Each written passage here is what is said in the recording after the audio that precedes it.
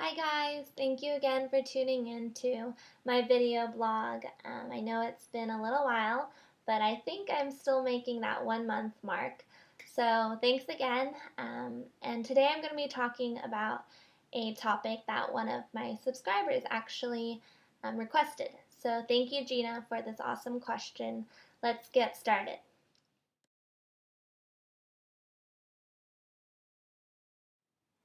You guys, this is take number like 1000.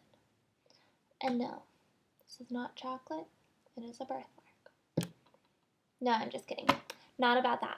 But this is like take number 30. So I'm just gonna power through and hopefully not make as many mistakes. So I'm gonna tell you guys a little bit about my major. I majored in human development at UC Davis, and that was basically the study of how we develop over our lifespan. So we looked at infancy, adolescence, and adulthood through the lens of psychology as well as biology.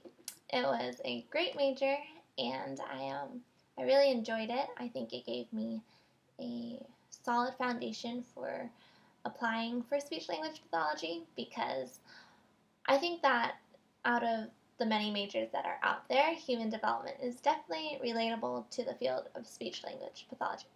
However, with that said, it did limit my options, and it limited my options because most speech, I gotta keep going. Most speech language pathology programs require that you have an undergraduate degree in either speech language pathology or communication sciences and disorders before you apply. So that was not me. Instead, I had to go a different route. So for people who have undergraduate degrees in another field, they have two options.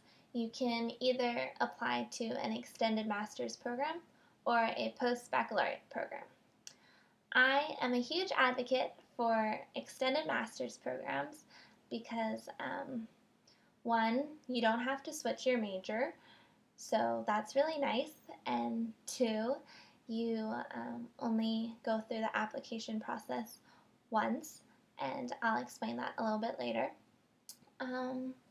And three, it's awesome. So when I said that you only have to apply once, it differs in that way from post-baccalaureate programs, because post-bac programs, you're going to have to apply to the post-bac, and then after you graduate from that program, you have to apply again to the master's program. And for me, I just thought one application process is enough. So both are great options, but I think if you can get into an extended master's programs, that is the most ideal. It's a really great program because you basically still get your undergraduate degree within the extended master's program. So for me at San Jose State, my first year is undergraduate coursework, and then my second and third year are master's coursework. So I didn't need to change my major at Davis because I knew I was going to get all the knowledge and all the prereqs done at San Jose State. So I really love that, and I love knowing that after the undergrad year, I get to go straight into the master's without another application process. So that's just my 2 cents regarding those two different paths that you could take. Next, I want to just talk a little bit about what do I want to talk about? Is it okay if your major is totally out of nowhere, like archaeology or criminology? Yes, it is totally okay, because I have 2 people in my program that came from exactly those 2 majors, archaeology and criminology. And I know that there was just a really wide variety of majors in terms of the people who got admitted into my program.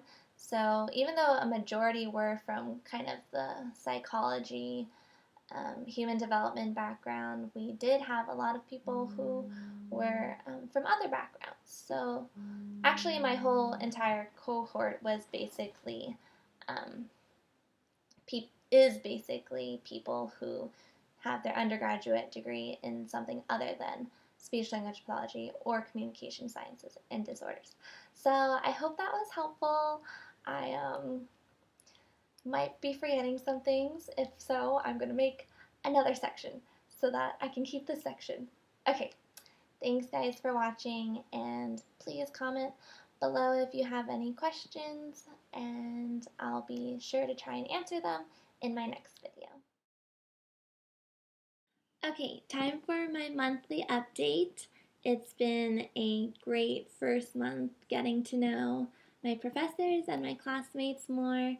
It's been a little bit of a roller coaster though, and I wanted to share something with you guys that I've been learning outside of the classroom, and that is the importance of knowing your priorities and being able to find balance in your life. So I just wanted to share a little bit about what I've been going through this past month, and that is my dad ended up getting into a bike accident like a couple weeks into my program, and he needed to get surgery on his shin. Thankfully, his brain and his heart were okay, all the vitals were good, so we were glad it wasn't worse. It could have been worse.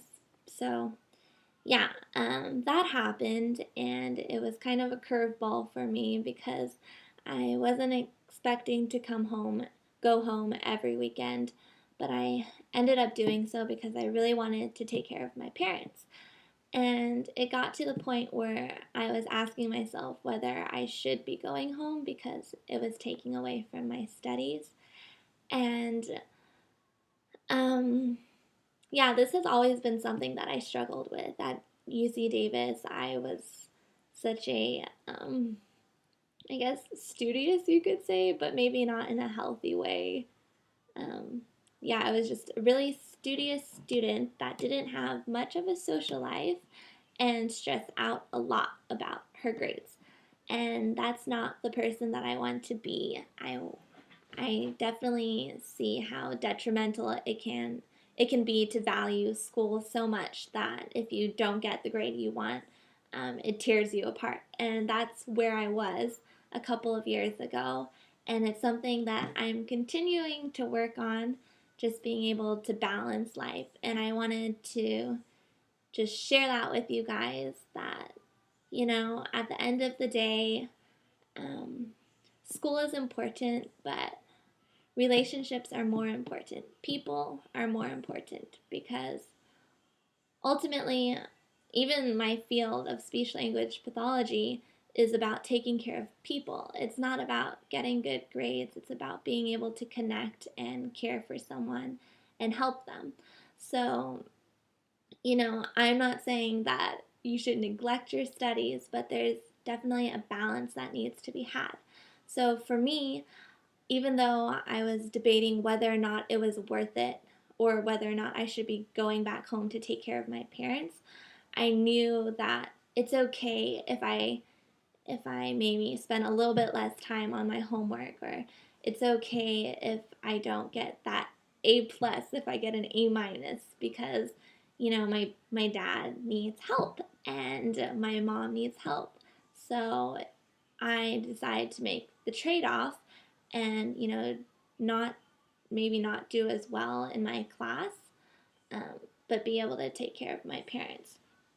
So that might be a little off-putting for some people, but again, I'm not saying that you shouldn't try in school, because I definitely try, and in my mind I'm telling myself that I'll make up for it in some other time. But life happens and we need to take it in stride, and I think that it's important to remember that this field we're going into is about helping people, and there's no better way to practice that than to help the people in your life right now.